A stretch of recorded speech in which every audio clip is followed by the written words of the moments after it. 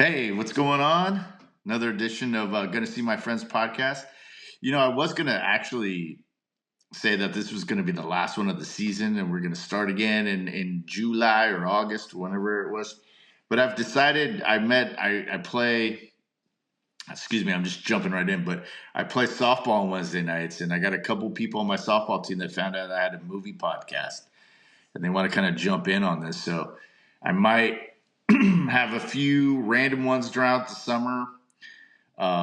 So yeah, anyways, people probably don't even know what I'm talking about. But anyways, this was going to be the last one for the season, but I decided I'll add a couple more.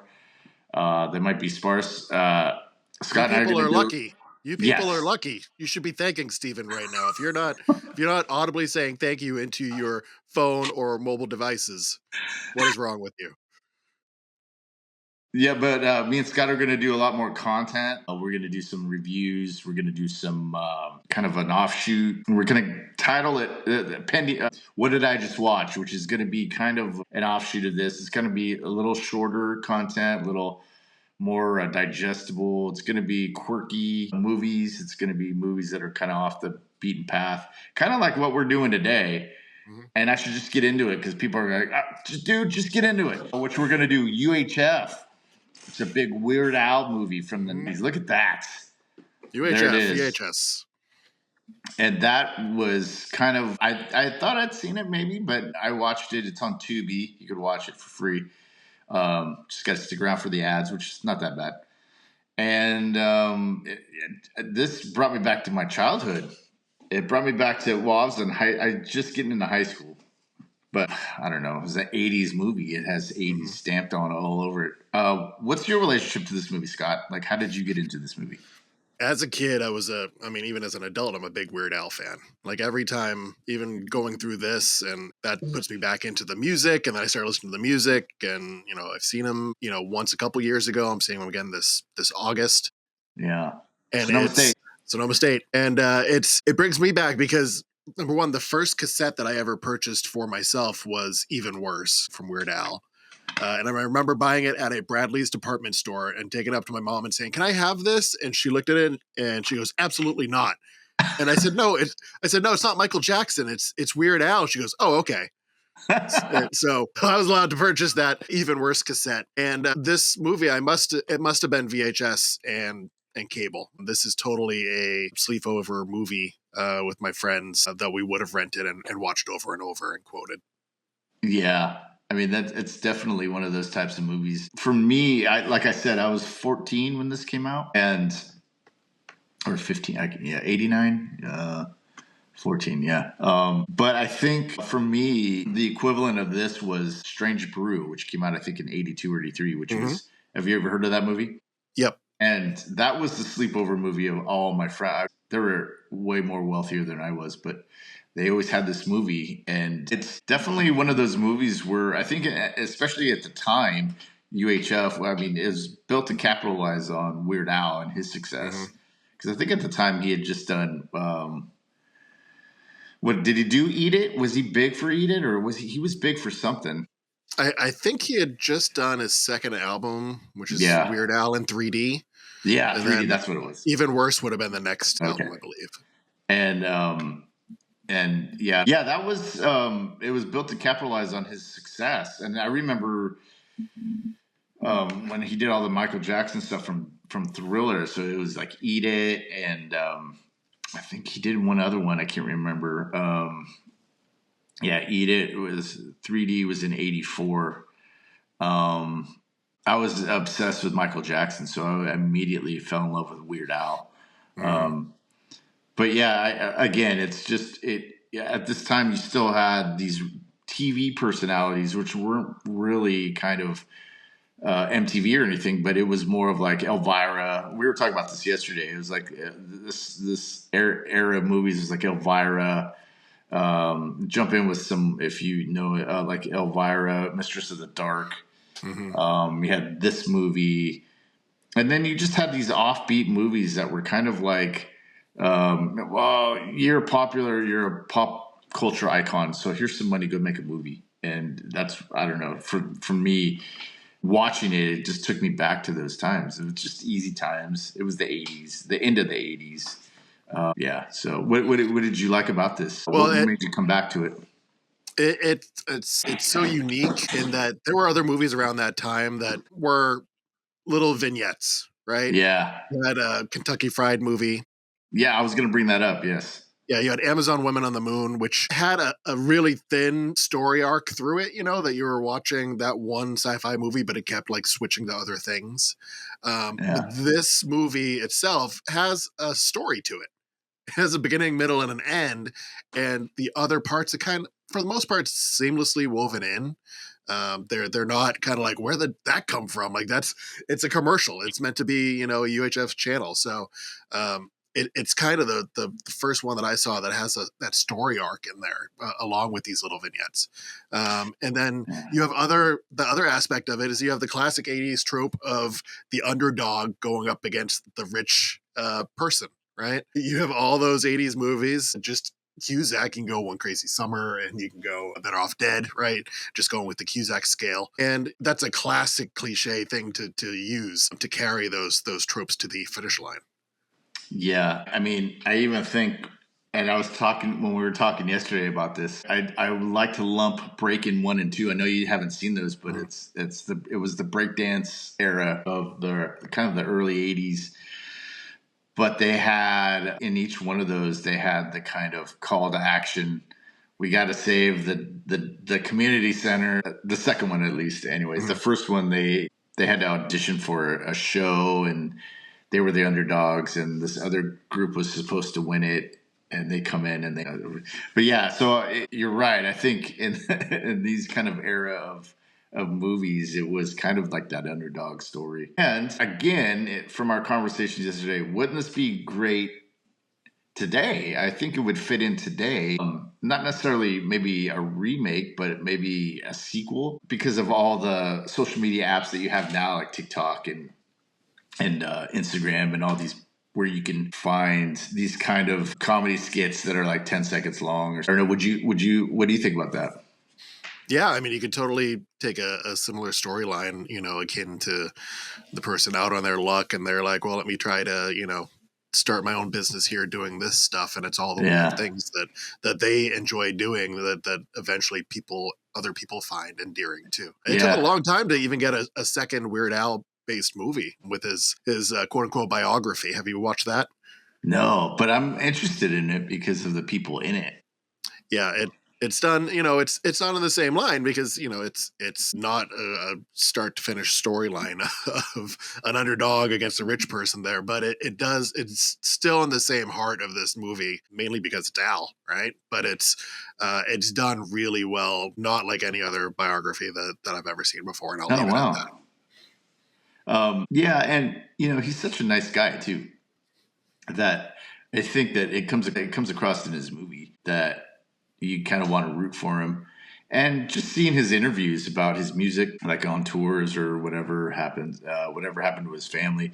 I mean, he's just a very real person. And I think I was reading an interview, or was it an interview, or it was like a making of, I think it was, of this UHF, and they were saying that everybody was just saying how normal of a guy he was, and it that comes through. I mean, you want to root for the guy because in the whole thing of Hollywood, there's a lot of, I think there's a stigma attached that there's a lot of crappy people in Hollywood, which is true. But I think you want to champion the nice guy in Hollywood too. And I think this was the time for me that I realized, because I had a little TV in my room in high school, and I would just come home and watch movies on it, just not even thinking about it. And now that I go back, I'm able to kind of reference all these, like this movie. I had never seen it, but I remember being around, and I don't know. I just loved it. It was just a great movie. Yeah, I think it's a great point that Al's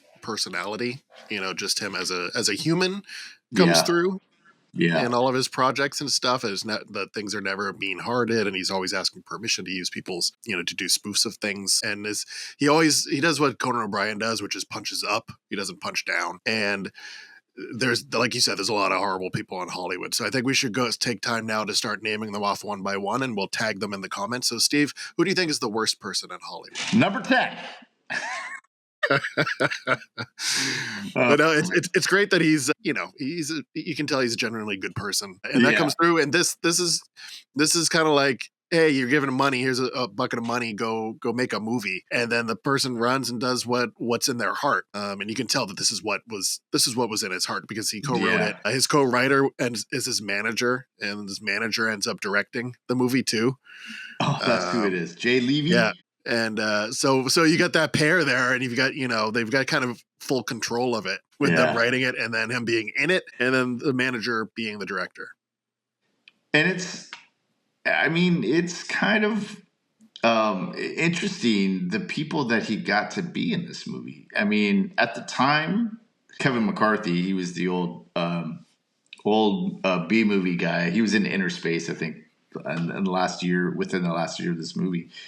But he was in Invasion of the Body Snatchers and those kind of movies from the 60s or 50s or 60s. I can't remember. But and then they give him a budget of $5 million for this movie, which today I think I read it would be around $14 million, and the box office was only $6 million that they made. But I think, like you said, which was a good point, I think they just kind of wrote to his strengths, which was, if you're a nice person, a good person, like, that's going to shine through in whatever you do.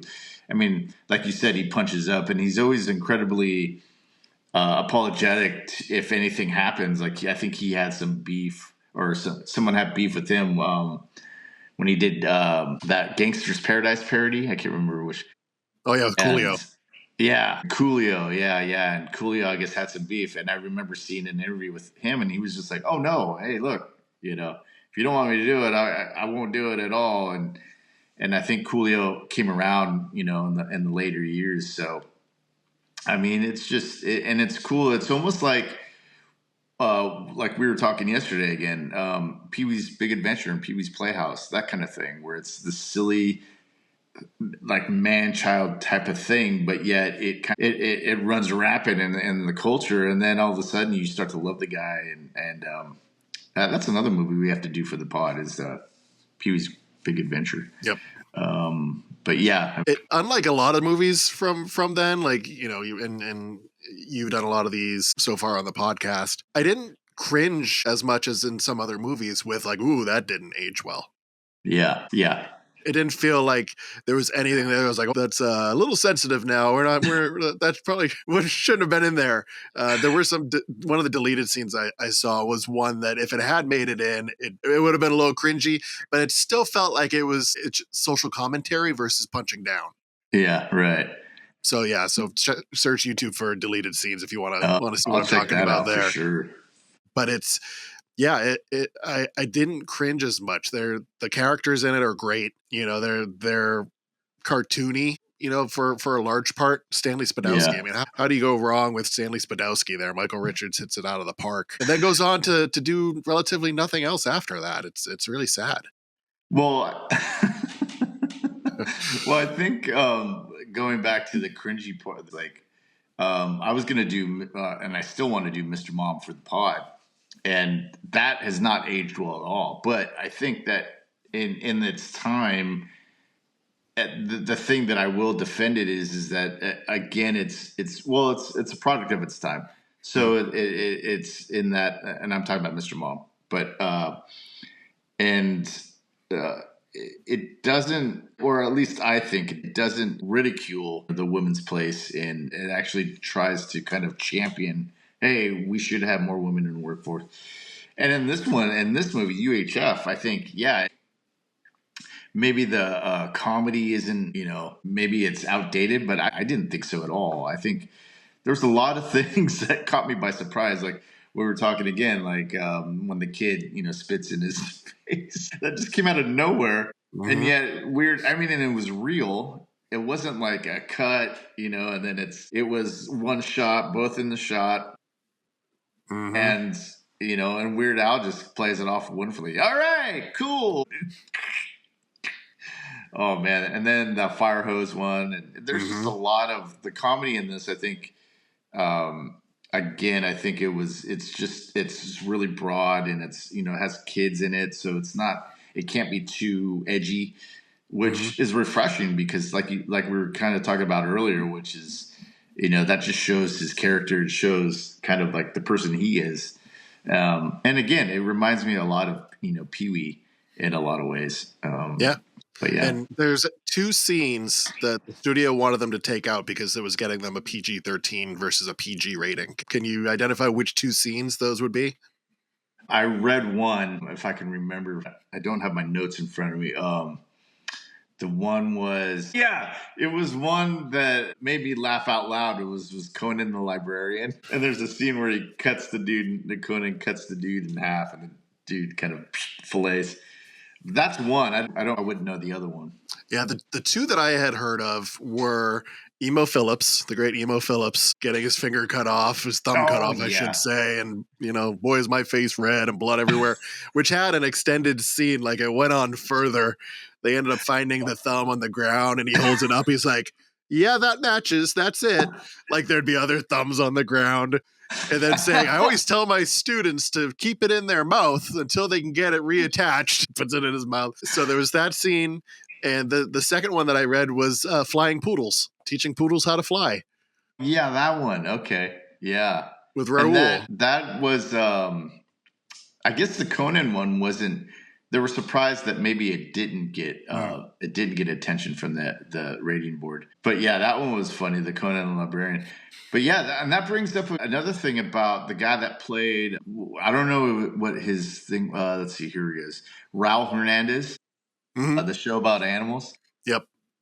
He was in this movie in '88, which was a year before Colors, and he played a gang member. And he was also in Hill Street Blues, which I remember seeing him in that TV show, and he played a gang member in that one as well. But this during the filming of this, so he had more to go in this.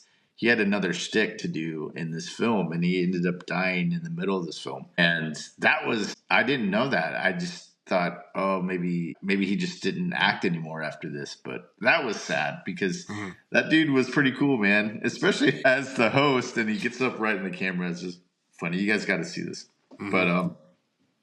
But should we get into some of the cool scenes about this? Yeah. About Let's this do it. movie? Let's do All right, it. cool, man. I'll just give you a little for the people that don't know.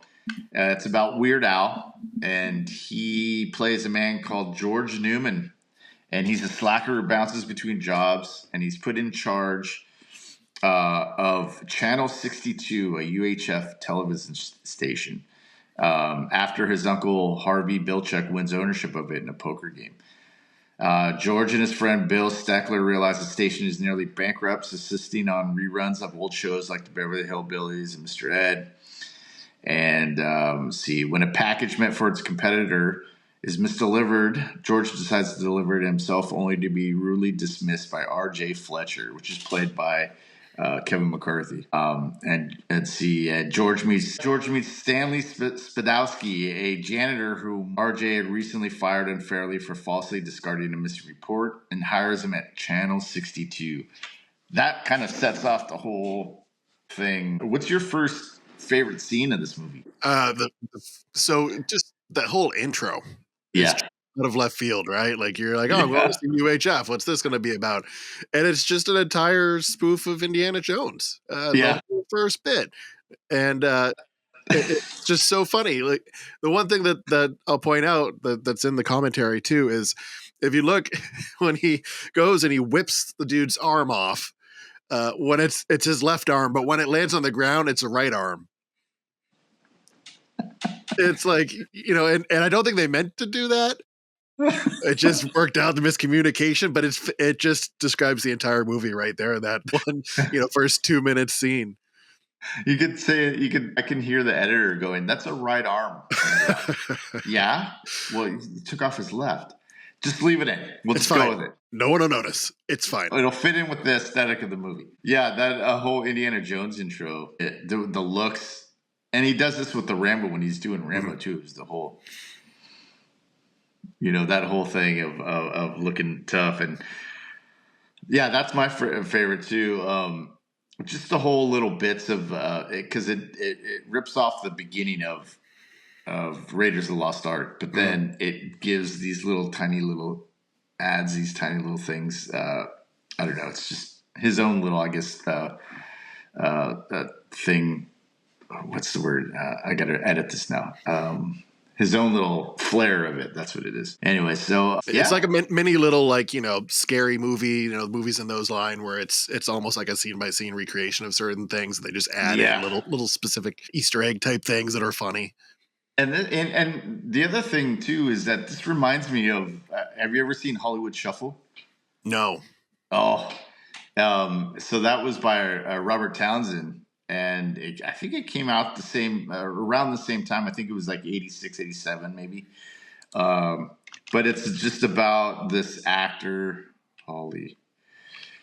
It's about this actor, this black actor in Hollywood who's trying to make it in Hollywood as an actor. And he works at this like hot dog stand, and he's constantly daydreaming about his acting parts that he can get. And so there's all these little vignettes and skits about like, he wants to be a superhero, or he plays a slave, or he plays a movie critic. I highly recommend that because it's kind of set up in the sense.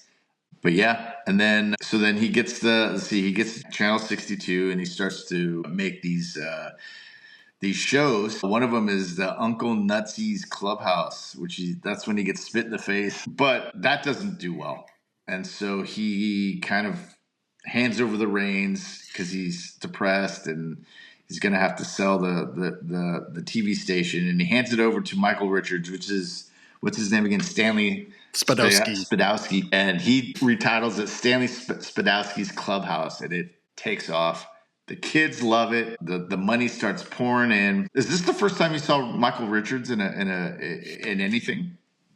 I think it would have for me. Yeah. Yeah. I saw him first in Transylvania 65000. That was, and he plays basically the same character. He plays the butler, and he plays him like he plays this character. Very like, and you can see a little bit of Kramer in there. It's not as evolved yet. It's still, but you still see the physical comedy aspect of it, which is kind of funny. Only that Michael Richards can do, So anything else? Any other highlights you like to mention? Yeah, all the Stanley Spadowski stuff is great. Just random lines. Kidnapped. So yeah, there's a deleted scene where he gets kidnapped. There's an alternate take. At the end, he's sitting there, and someone knocks on the door. So it's knock knock, and he goes, "Who's there?" And they go, "Pizza delivery." He goes, "Oh, I love pizza," and he gets up, and they kidnap him. And one of the alternate takes was they knock at the door, and he goes, "Who's there?" And they go, "Pizza." And he goes, "Pizza who?" And I wish they would have kept that in, just that bit in there. And then he goes, they're like, "It's pizza delivery." It just made me laugh out loud. Just that humor, that little bit of humor. Yeah. Anything with Stanley Spadowski is great. There's so many funny fake shows and fake commercials. I got a whole list of them there. List them off. Spatula City, a store that just sells spatulas, and it's this family getting in the car because they can't find the spatula, and they're all excited to go buy a new one. And it's whole aisles and aisles of spatulas with the big billboard on the way there from the commentary. I read that. Go ahead. They kept the billboard up. Yeah, for like the whole summer. Yeah. Man. What else? I love Spatula City. Yeah. He does a spoof for Gandhi 2. Which is the tagline is "No more Mr. Passive Resistance," and he's just aggressive as all get out. There's like you said, Conan the Librarian. Yeah, with that was my favorite. The famous line, "Don't you know the Dewey Decimal System?" There's a funeral place called Plots Are Us. There's a TV shows that you didn't get to see every TV show, but you got to see postings of like their schedule and stuff like that. They had the Volcano Worshippers Hour. They had, let's see, Celebrity Mud Wrestling with Mikhail Gorbachev. Yeah, they had, and then they had other shows. They had Wheel of Fish, right? Wheel of Fish is one of my favorites. It's It's just, I've used the phrase, just the tone and the word stupid so many times. Well, they had the world famous Getty Watanabe from Gung Ho and 16 Candles. He was big in the 80s, man. Yeah. Especially Gung Ho. You ever see Gung Ho? That movie Gung Ho? Yeah, I think I have. Okay. Yep, Cool. yep. Cool. They had druids on parade. Underwater bingo for teens. The Flying Pope. I'd watch The Flying Pope. The Wonderful World of Phlegm. But then they had the other thing I liked was the Town Talk with George, which is, typical show with the guy hosting and someone, being on stage, being asked questions. And he's there with the devil and someone who thinks they're an alien. And it just pans to all his guests. It breaks out into a fight every time. And he's just constantly getting hit with the chair. That was so Geraldo, great. right? And Yep. then they had didn't he have the thing where he went into Al Capone's glove box? Yes. He's like, maps. Yep. Oh, man. There's so many good shows. And like we talked about, the animal show was amazing. Turtles are nature suction cups.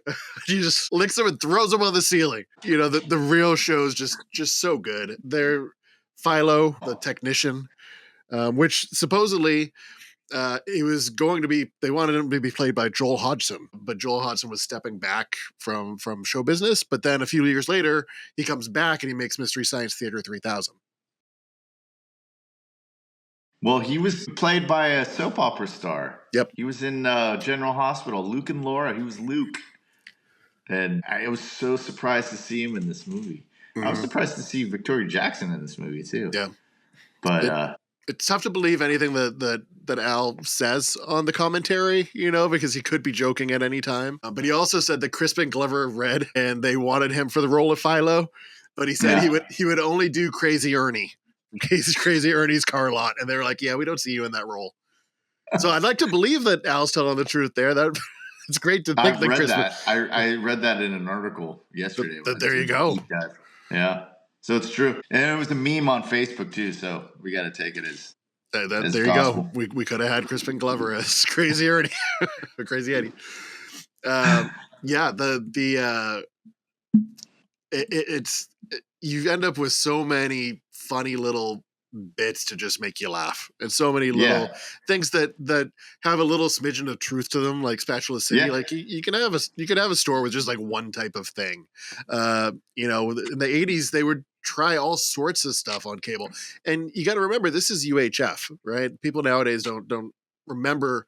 The younger generation don't remember what UHF was. You used to have to, turn, for the most part, turn your dial of your TV, and you would have the first kind of range of numbers, and they were kind of the bigger broadcast stations. But then you could switch it over one option, and then you had a whole other dial that went up through the 30s, 40s, and you could find these channels there that had just rebroadcasts of Mr. Ed. Right. It just had those things on it, but they were locally owned. And so you could come across a show like Stanley Spadowski's, Clubhouse. It very well could be there. And that's where your Bozo the Clown would be. Yeah. What was yours in Boston? We had WGBH was one of them. That was 50, I think. Yeah, that was one of them. I want to say TV 38 and GBH 56 were there in Boston. Yeah, we had KBHK TV 44. And then we had KFTY TV 20, and or was it KFT? KFTY was, I don't know. But Santa Rosa used to have their own TV show or TV station, Channel 50, that just went out of, I think it was in the late 90s.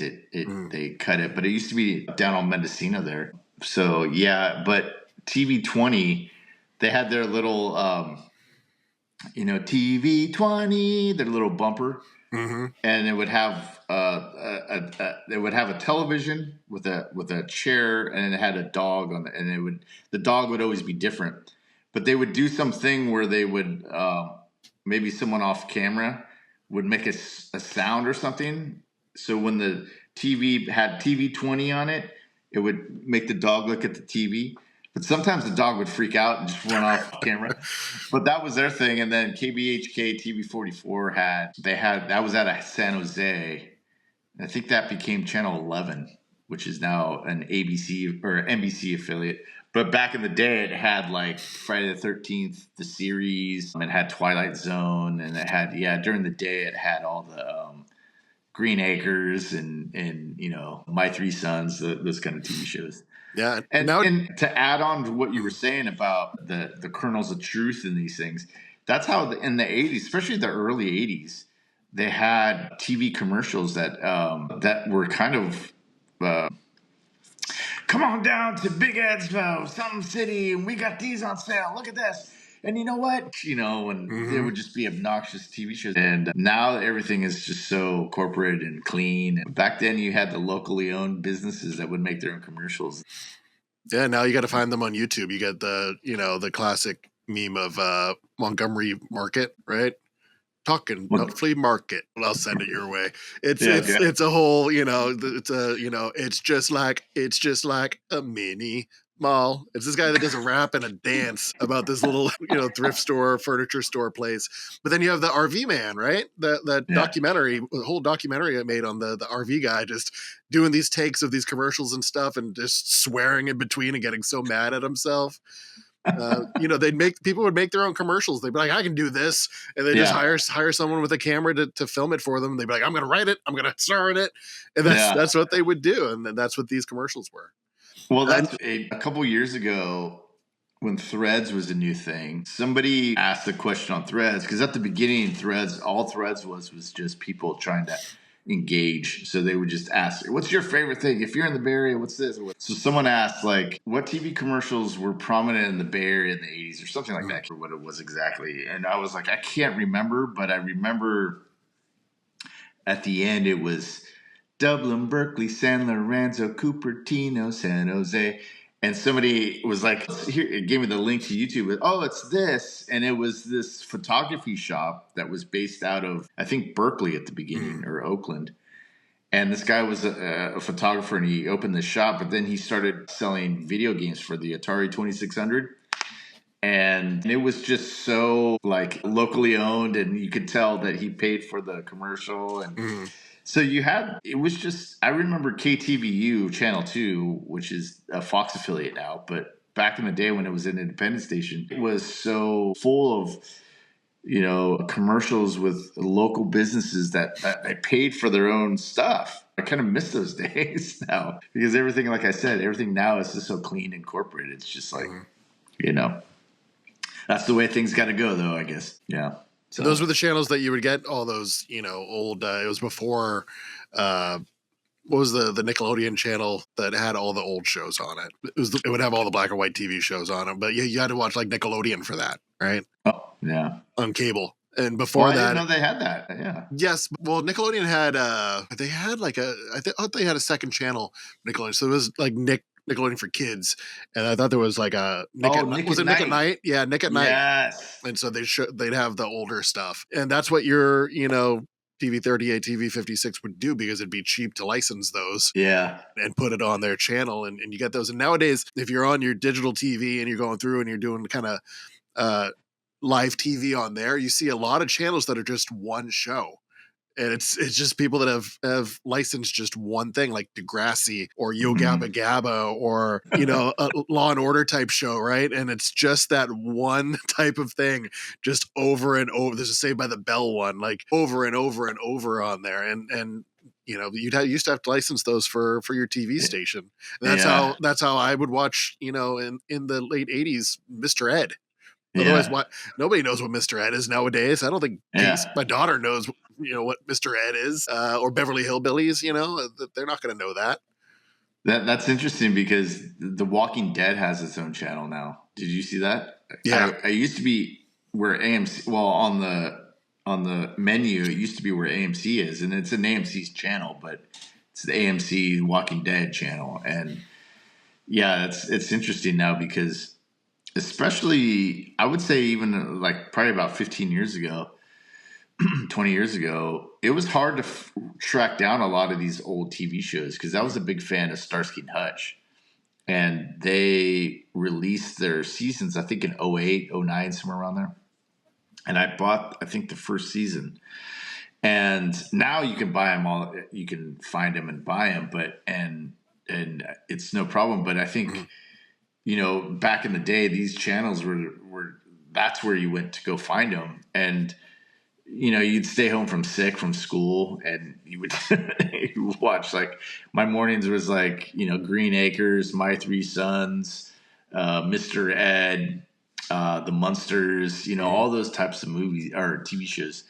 And it's interesting now to kind of look back and to think like, oh, now I could just go and find it on a streaming service, or now I can just, find it on YouTube. YouTube is a great resource because I don't know how they do it. Maybe they just, I don't know, but people just put on like whole seasons of TV shows and they stay on, and it's really great because I found G.I. Joe, that cartoon. Mm-hmm. I think Hasbro has its own channel, but it has an offshoot channel of G.I. Joe, and they just play the same like 20 episodes, 24 hours a day. Nice. And so yeah, it's a different world now, and this movie encapsulates what that was like, right? Yeah, just being able to go into the frontier of those higher digit numbers and say, okay, let's roll the dice, let's see what I'm going to get today, and you might get something. There's a little slice of it that has some cable access feel to it. Yeah. Right. And as someone that's come from that avenue, I appreciate that, but it's definitely encapsulated the time of TV. Yeah. For the people that are watching or listening, yeah, you got to dig up, or we got to convince Scott to show his old TV or his old shows. That would be sweet. From my cold dead hands. The Blair Witch Project parody one. I have to see that. I've been looking for it, and I will keep looking for it. And when I do, we will have a viewing party. So he says. We'll have a viewing party. Yeah, it is a different time, man. And is there any kind of shows that are kind of, what's the word here? Shows that you've seen that you would like to see again, but there's no mention of them anywhere. Like, and you it makes you question if it was even a real show. Yeah, if it was like a hallucination on my part. Yeah. So the ones that I go back to in my childhood, and I'm a couple years younger than you, but you might still remember them. Small Wonder, was a big one, which feels like a fever dream. And then its partner in spirit was called Out of This World. Don't know if you remember that one. So it was a girl named Evie, and her mom was normal and her dad was an alien. And she lived with her mom, and she talked to her dad from this little glowing cube. And since she was an alien, she had the power to freeze time. So she could take her fingers, put them together, and she'd freeze time. I do remember this one. She had an Uncle Milo, I think. Yeah, so I remember that show. There were a lot of shows like that were just like, man, let's give it a shot. And look at Alf, right? Yeah, you go with Alf, and we should also do that book and documentary. Yeah, about what's his name, the guy that created Alf and was writing for it for so long, and his Permanent Midnight. That's what it is. Permanent Midnight. Jeez, I didn't know he did that one. Yeah. Okay. Yeah. Permanent Midnight. That's a great connection. Mm-hmm. Yeah. So Permanent Midnight. So the book, and the movie's based on the book, but it was about his story with drugs, and he was writing Alf, like he was in charge of Alf at that time, and doing a TV show. Back then, you could make Alf, right? you could just make it be like, we're going to have this puppet, and he's going to crash land, and he's going to be here, and we'll get a couple seasons out of it.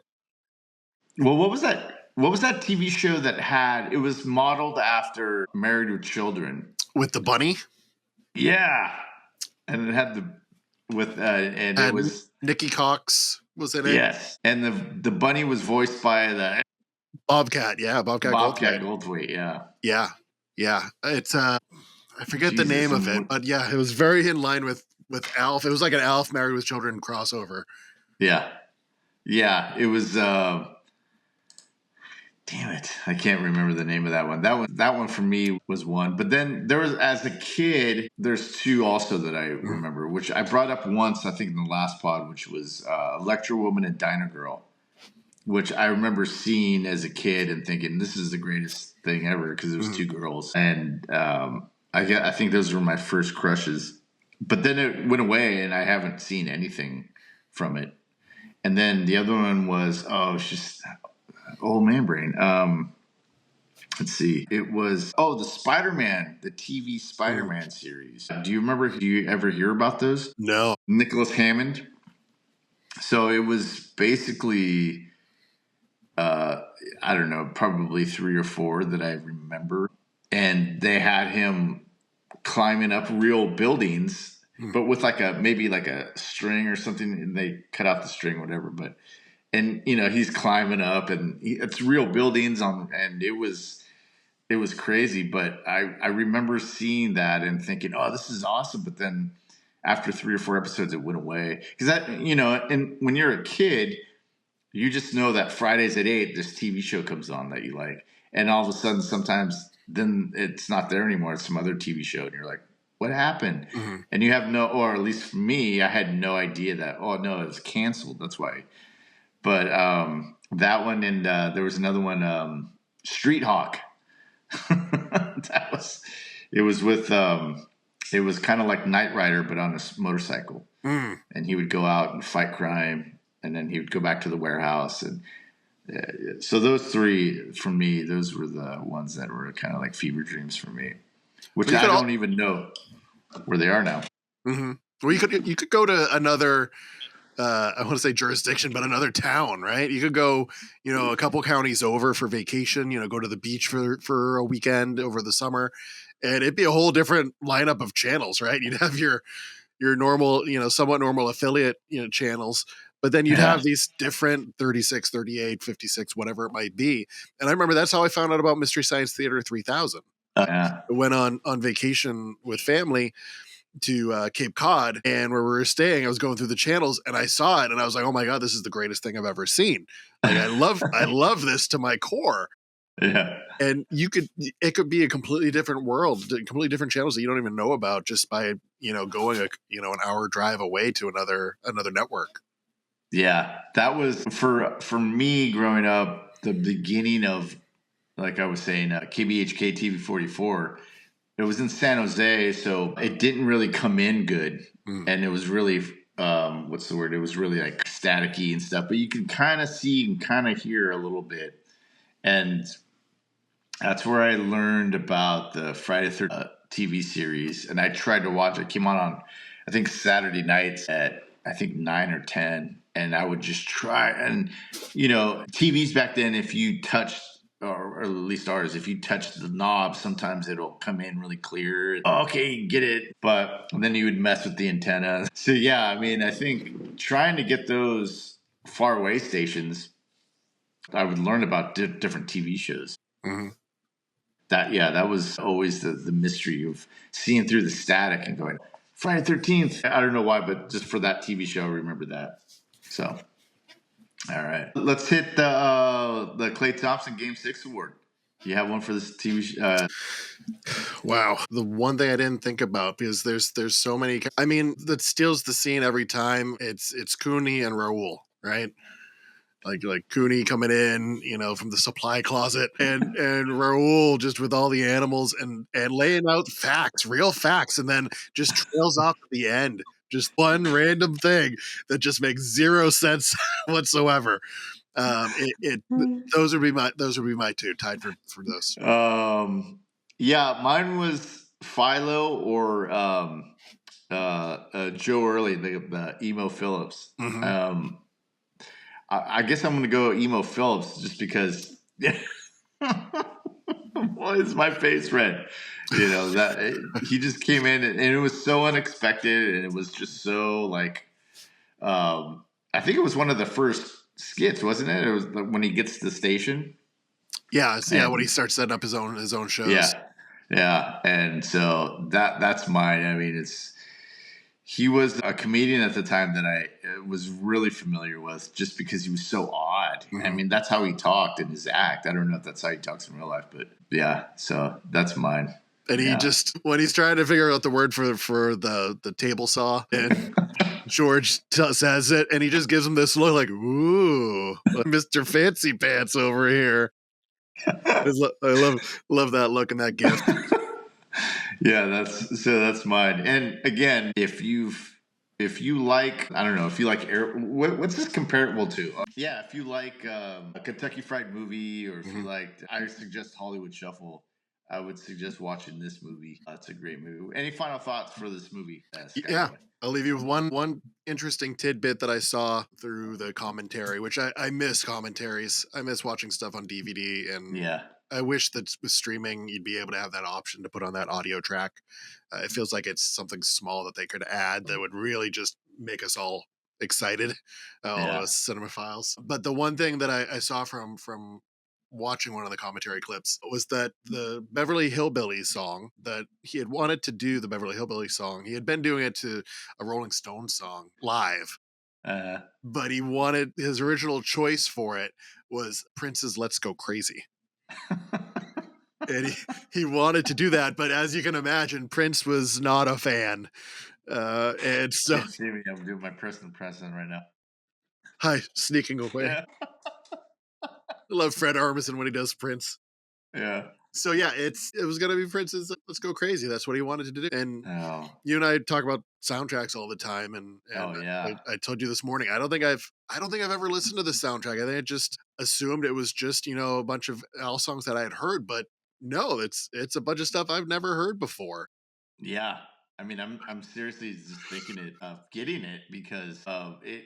Again, like Weird Al for me was an '80s thing. Like I still love him and I still like appreciate what he does, Mhm. and but I had 3D the 3D one, and so I loved him in the '80s, and the Spam is my Mhm. favorite one. Let's see, let me pull up the soundtrack here. I was cracking up at She Drives Like Crazy. Yeah, Just with the way that he has to move his tone to match the song, 'cause it's such a high, unique pitch. yeah, yeah, I just laughed at him trying to recreate that, let alone the idea of it. and the Spatula City's on there, the Mhm. skits on there. Gandhi 2, the Money for Nothing, the Beverly Hillbillies, like we were just talking about, is on there. And then the Biggest Ball of Twine in Minnesota. It's a parody of Harry Chapin and Gordon Lightfoot. I listened to that, and that pulled at my heartstrings, man, because I love me a roadside attraction. That's what I put up at Odd Scott Adventures. I love me a Confusion Hill or a Mystery Spot. You give me the world's biggest whatever, I'm Yeah, there, taking yeah, selfies with it, spending a couple minutes with it, and that, just listening to the lyrics of it, I'm like, yeah. At the end, he's like, well, we'll probably come back next year because it's our favorite place on earth, and I'm like, I yeah, get it. People ask me, why do you go back to the same places? It's like, because it feels like home. It's something I yeah, love. yeah. It just, that hit the spot for me. Nice, nice. Yeah, I mean the soundtrack is great, and if you're a Weird Al lover, definitely it's a must have Hmm. in your library. Yeah, I think for me, excuse me, I think this was kind of like a surprise in a sense of didn't think that I was going to enjoy it as much as I did. And it was just kind of, it took me back to being a kid Hmm. and kind of the innocence of what you liked. It didn't have to have that much depth. It just had to be funny, and that was good enough. And this is what it was. It's silly. And it doesn't take itself too seriously, and all the things that we were saying throughout the podcast. It's just a funny movie, and if you like '80s and that sound and that look, you should go out and see this and own and buy it. I think, Scott, you have the VHS, right? I got the VHS. I think I bought it on Blu-ray last time when I saw him in concert. Oh There's wow, the VHS, yeah. Blu-ray. But now you got me thinking. I got to get him to sign the soundtrack. Maybe I got to, Yeah, get a vinyl that I can sign. yeah. Scott's got the VIP for this concert in August, so you got to check back in with us and let us know how that went. Yeah, like, comment, subscribe, and we'll show you my fat face next to Weird Al's skinnier face. All right, cool, man. Well, hey, thanks for listening and thanks for watching if you're watching. Again, we're going to have some more content throughout the summer. We're going to do some possibly TV episodes that may be in the fall, but we're thinking about doing a lot of good stuff. Scott's going to have some stuff out. Hopefully, I love his stuff, so maybe he'll have some stuff out. Anyways, we're going to be doing a lot of stuff together, so hang in there. And thanks for listening and thanks for watching. And we'll see you again soon next week. Have a good See ya.